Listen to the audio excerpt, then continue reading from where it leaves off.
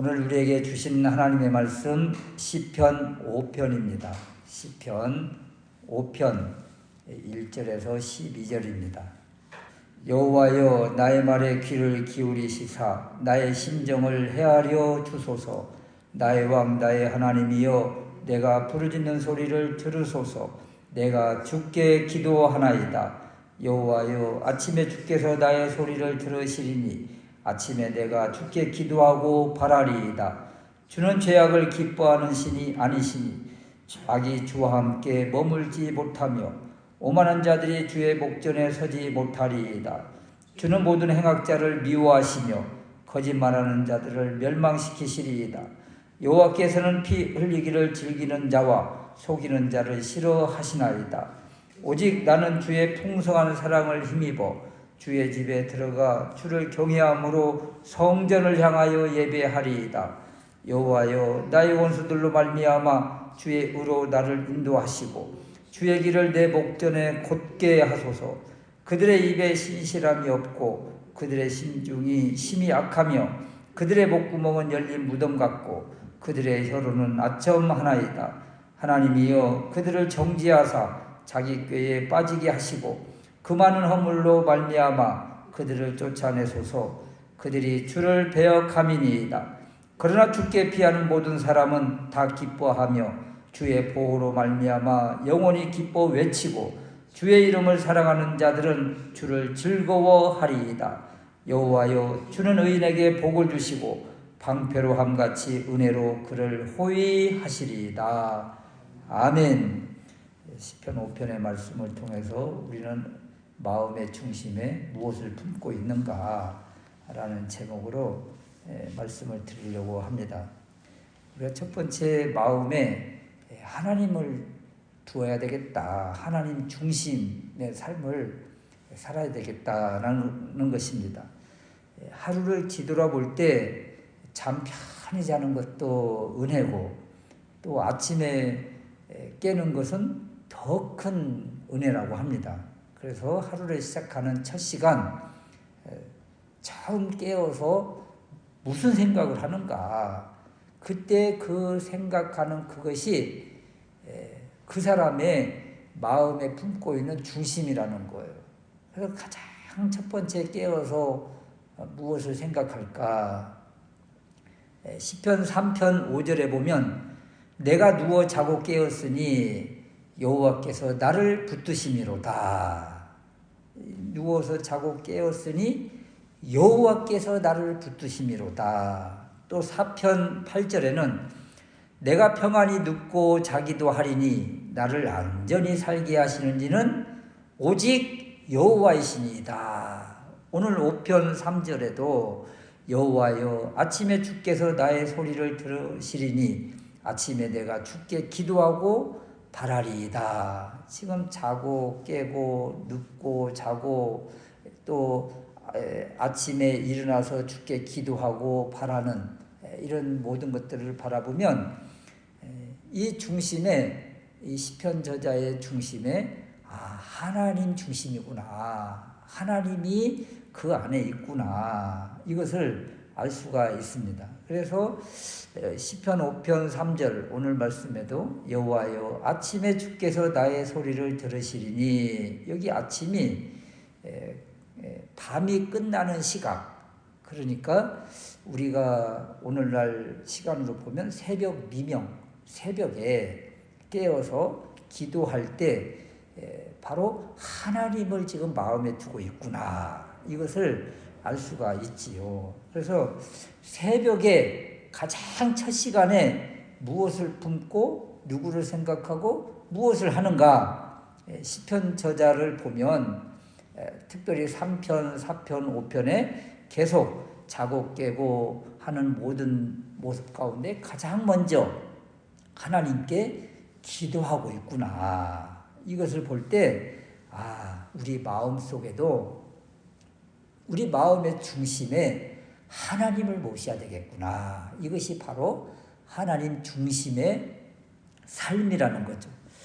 두 번째 우리가 살펴볼 수 있는 말씀은 그 어려움을 만날 때 믿는 사람도 이렇게 한숨이 나올 수 있는데 이 한숨을 우리가 한숨이 변하여 기도가 되게 하는 그런 삶을 좀 살아야 되겠다, 이런 것입니다. 1절 말씀에 보면 여호와여 나의 말에 귀를 기울이사 나의 심정을 헤아려 주소서. 여기 나의 심정을 헤아려 주소서, 이렇게 지금 기도를 하고 있는데, 여기 심정이 그 심사라고도 하는데 한숨, 불평, 신음, 중얼거림, 이런 의미를 가지고 있습니다. 그래서 지금 이 시편 5편의 시가 이 다윗의 시인데, 이 다윗도 지금 나의 심정을 헤아려 주소서, 지금 심정이 한숨, 불평, 신음, 중얼거리는 한숨과 신음의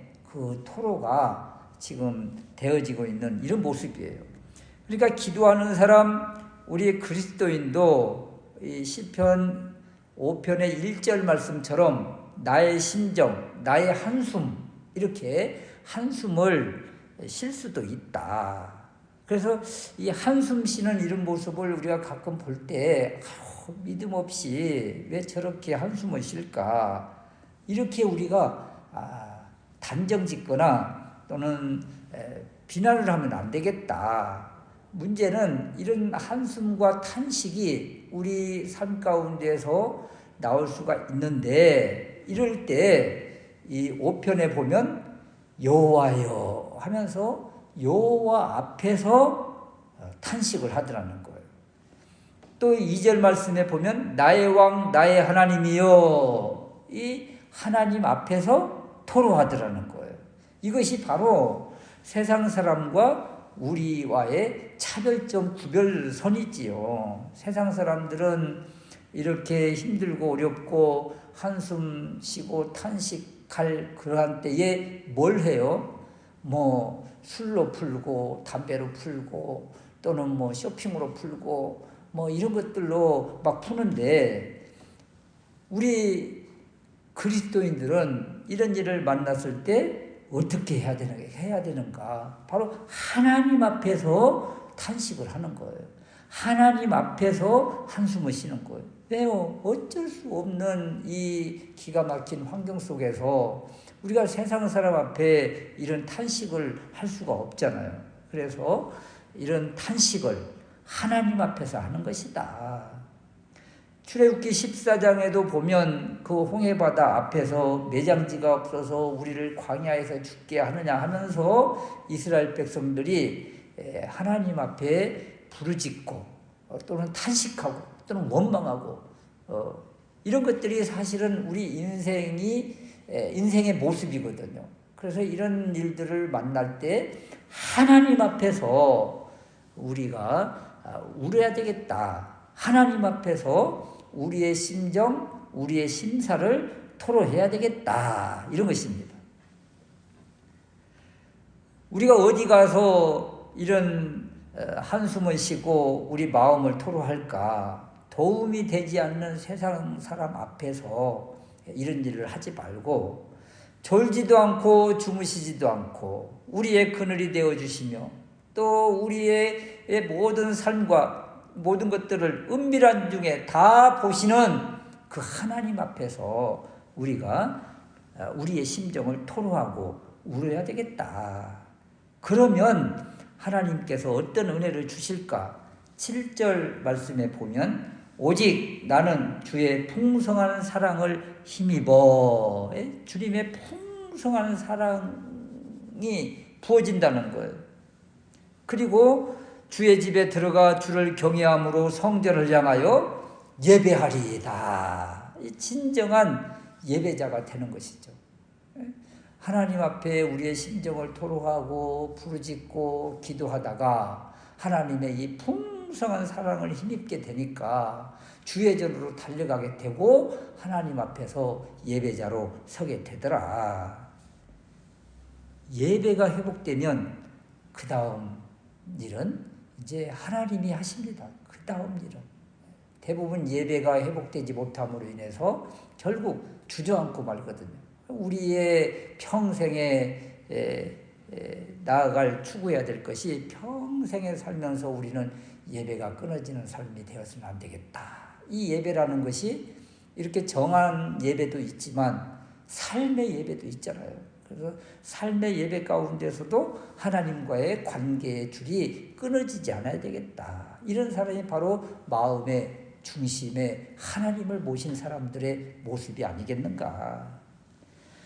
세 번째는 진정한 예배자가 이제 고백하고 구할 것이 있는데 그것이 무엇일까? 다윗은 하나님을 부를 때 이렇게 부르죠. 2절 말씀에 나의 왕 나의 하나님이여, 나의 왕 나의 하나님이여. 이것이 바로 다윗이 하나님 앞에 어떤 존재인지를 분명하게 고백하는 거예요. 이 고백 속에 나는 종이고 노예라는 표현이 이 안에 들어가 있는 것이죠. 그래서 하나님 아버지와 주 예수 그리스도께서 원하고 기뻐하시는 것이 바로 이런 고백이에요. 하나님은 나의 왕이십니다. 주님은 나의 주인이십니다. 나는 주님의 종이요 노예입니다. 분명한 하나님과의 관계 고백. 그럴 때 하나님께서 기뻐하신다. 우리의 모습입니다. 그래서 이런 이제 예배자가 되고 그리고 하나님과의 관계가 회복되는 사람이 하나님 앞에서 어떤 기도를 해야 될까? 우리가 구하고 기도해야 될 것이 무엇인가? 첫 번째는 8절 말씀인데요. 여호와여 나의 원수들로 말미암아 주의 의로 나를 인도하시고 주의 길을 내 목전에 곧게 하소서. 나를 인도하시고 하나님이 인도하시면 우리의 길이 바르게 갈 수 있거든요. 그래서 나를 인도하소서. 이 기도입니다. 우리를 인도해 달라고. 주변은 온통 악의 지뢰밭이에요. 5절 말씀에 오만한 자들, 행악자들, 6절에 거짓말하는 자들, 피 흘기를 즐기는 자들, 속이는 자들, 9절에 아첨하는 자들, 온통 우리 주변에 이런 사람들인데 이런 지뢰밭을 어떻게 우리가 평안히 안전히 지나갈 수가 있겠습니까? 하나님의 인도만이 이런 악한 대적자들로부터 우리가 피하고 빠져나갈 수가 있다. 그래서 다윗이 뭐라고 기도를 해요? 인도해 달라고. 인도해 달라고. 그래서 우리도 우리 주변이 온통 이런 대적자들, 불신자들, 또 공격하는 자들, 이런 사람들이잖아요. 악한 세상 속에 우리가 둘러싸여 있잖아요. 그래서 그냥 순간 잘못하면 우리도 넘어지고 동화되고 잘못된 길로 빠질 수 있는데 이럴 때마다 주여 우리를 건져주십시오. 나를 건져주십시오. 인도하여 주십시오. 도와주십시오. 보호하여 주십시오. 기도할 수밖에 없는 것이지요. 그래서 인도해 달라는 이 기도가 항상 우리 기도 가운데서 빠지면 안 되겠다. 두 번째는 12절 말씀인데요. 여호와여 주는 의인에게 복을 주시고 방패로함같이 은혜로 그를 호위하시리이다. 방패로 호위해달라. 주님의 방패로 호위해달라는 이 기도 얼마나 참으로 강한 믿음의 기도입니까? 이 방패가 얼마나 견고하고 단단합니까?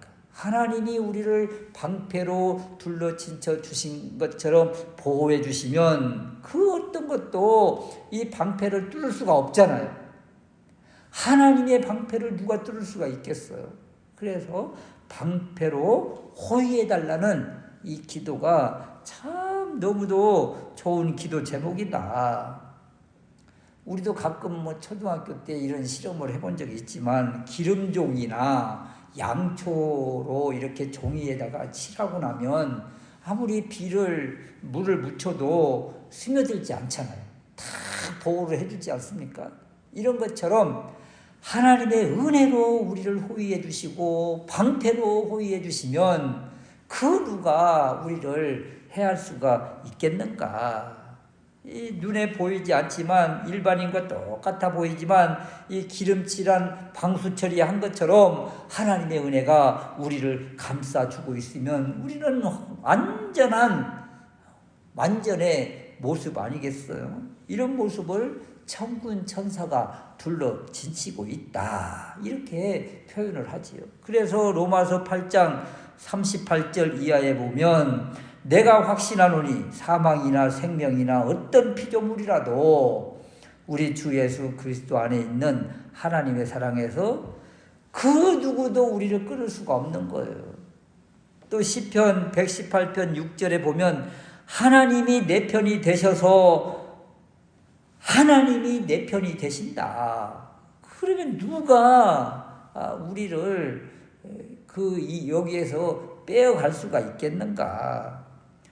은혜의 방패로 우리를 품어주시고 호위해 주시고 하나님의 품으로 들어있는 우리를 누가 우리를 빼갈 수가 있겠는가?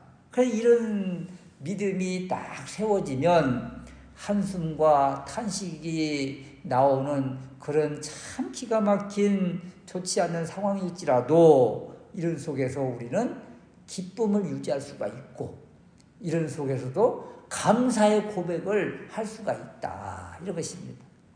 그래서 우리 믿음의 사람은 우리 마음속에 있는 이 감정 또는 이렇게 솟아나오는 불평 이런 것들을 잠깐 뒤로 하고 이런 것이 생길 때마다 바로 하나님께서 우리를 도와주시는 그 은혜를 생각하면서 나아가면 우리는 행동을 자제할 수가 있고 행동을 절제할 수가 있다. 이것이 바로 하나님께서 우리에게 주신 큰 은혜의 능력이 아닌가. 세상 사람은 어때요? 정말 무슨 자기 마음에 들지 않는 어떤 감정이 그냥 솟아날 때 즉각적으로 반응을 하잖아요. 그럼 우리는 어떻게 해야 돼요? 그럴 때에 주님을 한 번 더 생각하고 나의 왕, 나의 하나님을 생각하고 하나님이 나를 위해서 이렇게 베풀어 주신 놀라운 은혜를 생각하면서 침묵하고 묵상할 때 하나님이 우리를 이렇게 강하게 세워주신다. 믿음을 강하게 표출할 수 있도록 은혜를 주신다. 그래서 이 한숨과 탄식이 변해서 기쁨이 되고 찬양이 될 수 있는 우리가 될 수 있으시기를 주님의 이름으로 축원합니다. 아멘.